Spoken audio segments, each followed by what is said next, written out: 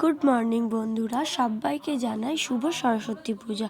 প্রথমেই আমি সকালবেলায় উঠে স্নান করে লাল হলুদে একটা শাড়ি পরে রেডি হয়ে গেছি। তারপর ঠাকুরটাকে সুন্দর করে সাজিয়ে নিচ্ছি। প্রথমে মালা পরিয়ে চাঁদ মালা পরিয়ে নিলাম। সরস্বতী পুজো আসা মানেই মনে পড়ে যায় সেই ছোটোবেলার কথা, বিশেষ করে তো স্কুল লাইফের কথা। সে কি দিন ছিল! তো আগের দিন সব বন্ধুরা মিলে স্কুলে আগে প্ল্যানটা করেই নিতাম যে সবাই কি রঙের শাড়ি পরবে। তারপর পরের দিন তো আগে ঘরের ঠাকুরের অঞ্জলি দিয়ে স্নান টান করে সুন্দর করে সেজে গুজে চলে যেতাম স্কুলে। তো এই করে দেখো, তোমাদের সাথে গল্প করতে করতে একদম পুজোর জোগাড় প্রায় কমপ্লিট হয়ে গেছে। আর এদিকে আমরা অঞ্জলি দিচ্ছি, আর আমাদের এদিকে বাড়িরই পুরোহিত মানে বাবা করছে পূজা।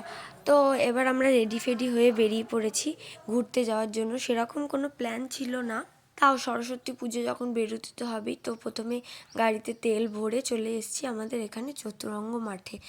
তো এখানে এসে দেখা হলো ওর একটা কালিগের সাথে। তো বেশ কিছুক্ষণ ওখানে গল্প করার পর চলে এসেছি কস্ট অ্যাকাউন্ট অফিসে। আমাদের ইনভাইট ছিল, তো ওখানে আমরা ভোগ খেতে চলে এসেছি। প্রথমেই দেখা হয়ে গেলো এই ছোট্ট ছোট্ট ভাই বোনদের সাথে। আর ওই যে পুচকে ভাইটাকে দেখলে, ও কিন্তু আমাদের বিয়েতে নিতবার গেছিলো। এই যা এত কিছু দেখাচ্ছি, কিন্তু আমাদের দুজনের ফাইনাল লুকটাই দেখায়নি। তো এটা হচ্ছে আমাদের ফাইনাল লুক। কেমন লাগছে জানিও সবাই। তারপর তো বাড়ি চলে এলাম। বাড়ি এসে সন্ধ্যেবেলা হয়েছে আবার রেডি। তো ওর বন্ধুরা মিলে আগে থেকেই প্ল্যান করে রেখেছিল আমরা সরস্বতী পুজোর দিন কোথাও একটা গিয়ে আড্ডা মারবো একসাথে সবাই মিলে।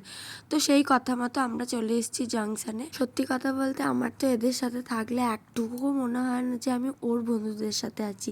সে যাই হোক, ওখান থেকে ছবি টবি তুলে চলে এসেছি বাড়ি। তো বাড়ি এসে দেখলাম মা বাবা এরকম রান্না করছে। তো আজকের ব্লগটা এতটুকুই। আজকের ব্লগটা কেমন লাগলো দেখাচ্ছি নেক্সট একটা ব্লগে। বাই।